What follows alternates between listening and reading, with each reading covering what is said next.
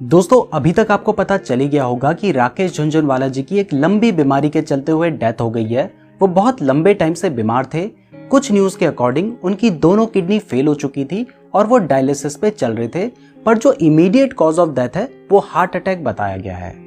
राकेश झुनझुनवाला जी का जाना हम सभी इन्वेस्टर्स के लिए एक बहुत शॉकिंग न्यूज है, क्योंकि राकेश झुनझुनवाला जी लाखों इन्वेस्टर्स की इंस्पिरेशन थे और उन्हें बिग बुल के नाम से भी जाना जाता था।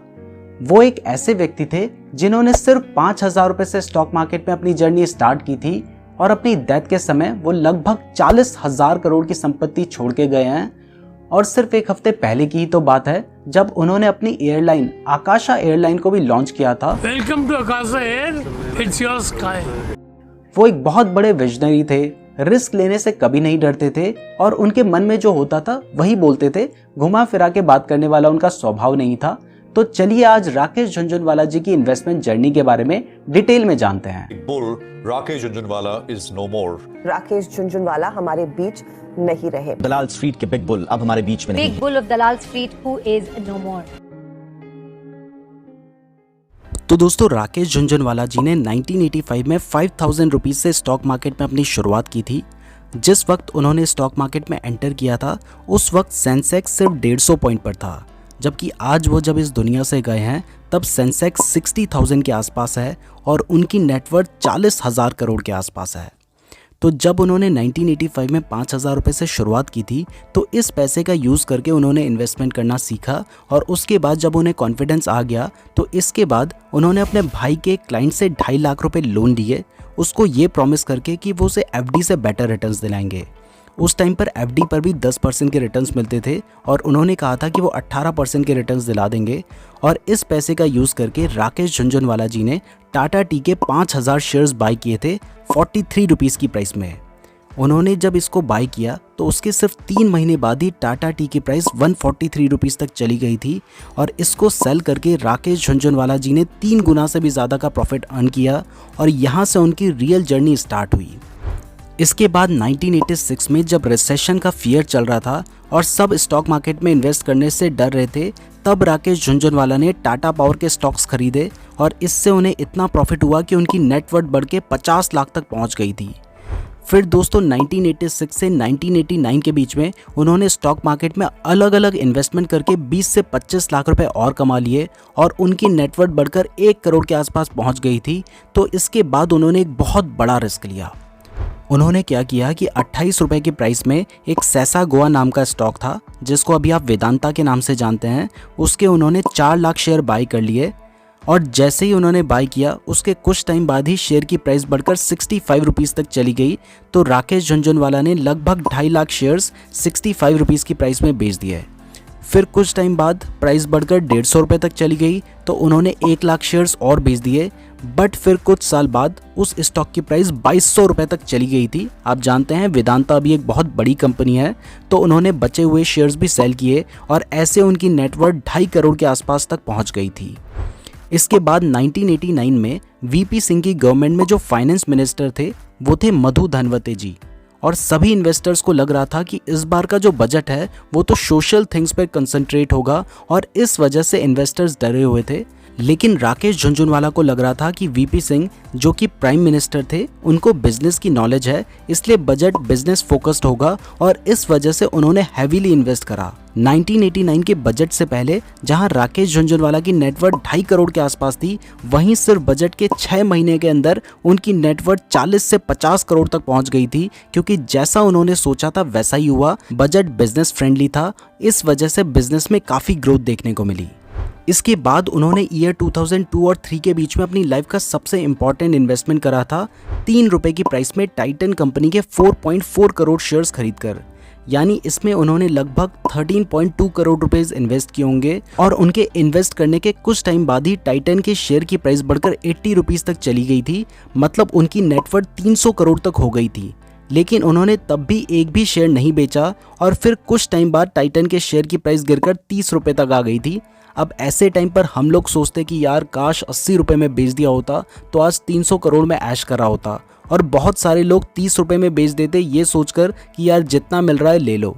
लेकिन तब भी राकेश झुनझुनवाला ने कोई भी शेयर नहीं बेचा और आज टाइटन के शेयर की प्राइस 2400 रुपये के आसपास है और अभी उनकी टाइटन में होल्डिंग्स लगभग 11,000 करोड़ के आसपास हैं। इसके अलावा उन्होंने Lupin, Aurobindo pharma, CRISIL, Praj industries etcetera में भी इन्वेस्ट करके मल्टी बैगर रिटर्न्स जनरेट करे हैं।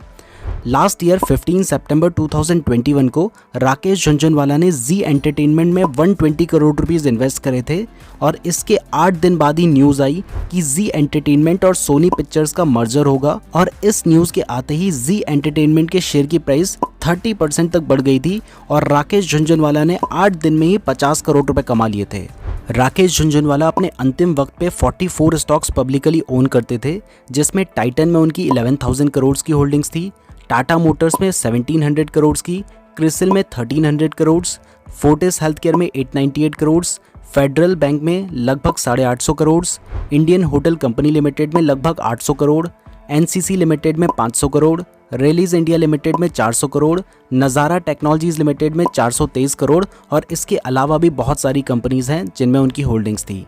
अभी एक हफ्ते पहले उन्होंने अपनी आकाशा एयरलाइन लॉन्च की थी। ऑल्दो एयरलाइन कंपनीज लॉस में चल रही हैं, ये बात वो अच्छे से जानते हैं, लेकिन फिर भी उन्होंने ये कंपनी लॉन्च की तो इसमें उनका कोई विजन ही रहा होगा।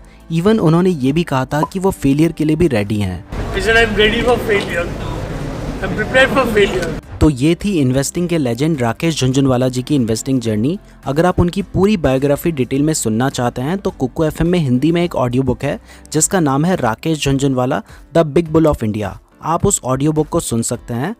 इसके अलावा भी आपको कुकू एफएम पर फाइनेंस और इन्वेस्टिंग से रिलेटेड बहुत सारा ऑडियो कंटेंट हिंदी और अदर रीजनल लैंग्वेज में मिल जाएगा। और अगर आप नीरज 50 कोड का यूज़ करेंगे तो फर्स्ट टू 50 यूज़र्स को 50% का डिस्काउंट भी मिलेगा और 1 ईयर का सब्सक्रिप्शन आपको सिर्फ 199 रुपीज़ पे मिल जाएगा। तो कुकू एफएम का लिंक डिस्क्रिप्शन पे दिया गया है, ज़रूर चेक करें और राकेश झुनझुनवाला जी की पूरी बायोग्राफी सुनें। अब दोस्तों, मैंने उनकी इन्वेस्टिंग जर्नी और उनके इंटरव्यूज से जो बातें सीखी हैं आज वो भी मैं आपको बताना चाहता हूँ, तो ध्यान से सुनिएगा। इसमें सबसे पहला है पेशेंस रखना। जब टाइटन के एक शेयर की प्राइस 80 रुपीज़ से गिरकर 30 रुपीज़ तक आ गई थी और राकेश झुनझुनवाला जी का उसमें करोड़ों का इन्वेस्टमेंट था, तब भी उन्होंने टाइटन के शेयर को सेल ना करके जो पेशेंस दिखाया था, ये एक बहुत बड़ी वजह है उनके बिग बुल बनने की। दूसरा है रिस्क लेना। उनकी इन्वेस्टिंग स्टाइल को देखकर मैंने ये सीखा है कि उन्होंने अपनी लाइफ में बहुत बड़े बड़े रिस्क लिए हैं, जैसे अपने भाई के क्लाइंट से 2.5 लाख रुपए का लोन लेना, जो कि उस टाइम पे एक बहुत बड़ा अमाउंट था। ये मैं आपको रिकमेंड नहीं करता हूँ, बट ये एक बहुत बड़ा रिस्क था जो उन्होंने लिया था। इसके बाद भी सैसा गोवा में उन्होंने अपनी नेटवर्थ का लगभग 80 से 90% इन्वेस्ट कर दिया था, जो कि एक स्मॉल कैप स्टॉक था। इसके अलावा अगर आप उनका पोर्टफोलियो देखेंगे तो आपको दिखाई देगा कि उनकी ज़्यादातर होल्डिंग्स स्मॉल कैप स्टॉक्स में ही हैं और उनकी जो होल्डिंग्स टाइटन, क्रिसिल जैसे लार्ज कैप स्टॉक्स में हैं वो भी उन्होंने तब की थी जब ये कंपनी स्मॉल कैप थी। और अभी भी उनके पोर्टफोलियो में एग्रो फूड्स, बिल केयर और मैन इंफ्रा वाला स्टॉक मैंने आपको लास्ट वीडियो में बताया भी था और इसके अलावा भी आधी से ज़्यादा स्मॉल कैप कंपनीज ही हैं। तो राकेश झुनझुनवाला रिस्क लेने से कभी भी नहीं डरते थे और ये भी एक वजह है उनके बिग बुल बनने की। थर्ड बात जो मैंने उनसे सीखी है वो है अपनी गलतियों से सीखना। राकेश झुनझुनवाला जी ने अपने एक इंटरव्यू में कहा था कि कभी भी गलती करने से मत डरो, लेकिन वो गलती करो जो तुम अफोर्ड कर सकते हो और अपनी गलतियों से सीखो। राकेश झुनझुनवाला जी ने भी 2005 में क्रिसिल में अपने 27 करोड़ के शेयर्स बेचकर मालाबार हिल्स में एक फ्लैट खरीदा था, जिसको कुछ टाइम बाद उन्होंने 90 करोड़ के आसपास सेल कर दिया था। लेकिन अगर उन्होंने उस टाइम वो 27 करोड़ के शेयर्स ना बेचे होते तो आज उनकी वैल्यू 1000 करोड़ के आसपास होती। इस पर भी उन्होंने अपने एक इंटरव्यू में कहा था कि मुझे इस बात का दुख नहीं है, लेकिन मैंने अपनी इस गलती से सीखा है ताकि इस मिस्टेक को दोबारा रिपीट ना करूं। फोर्थ है, राकेश झुनझुनवाला स्टॉक मार्केट के लिए बहुत ज़्यादा पैशनेट थे।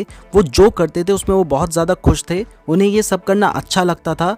यही वजह थी कि वो अपने लास्ट टाइम तक स्टॉक मार्केट में एक्टिव थे।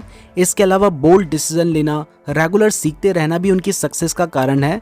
लास्ट में मैं यही कहूँगा कि राकेश झुनझुनवाला जी की डेथ की खबर सुनकर मुझे काफ़ी दुख पहुंचा है। मुझे उनसे पर्सनली मिलने का तो कभी मौका नहीं मिला, लेकिन मैंने उनके इंटरव्यूज़ और उनकी थॉट प्रोसेस से बहुत कुछ सीखा है, जिसके लिए मैं सदा उनका आभारी रहूँगा। वो लाखों इन्वेस्टर्स की इंस्पिरेशन रहे हैं। अभी भले ही वो हमारे बीच में नहीं है, लेकिन उनकी लर्निंग्स, उनकी जर्नी और उनके इंटरव्यूज़ की फॉर्म में हमेशा हमारे साथ रहेगी। भगवान उनकी आत्मा को शांति दे। इसी के साथ इस वीडियो को ख़त्म करते हैं। कमेंट्स में झुनझुनवाला जी से आपने क्या सीखा है वो ज़रूर लिखिएगा और उनकी बायोग्राफी को आप कुकू FM में सुन सकते हैं। लिंक डिस्क्रिप्शन पे दिया गया है। नीरज 50 कोड डालकर आप 50% डिस्काउंट भी ले सकते हैं। मैं उम्मीद करता हूँ आपको ये वीडियो पसंद आई होगी। धन्यवाद।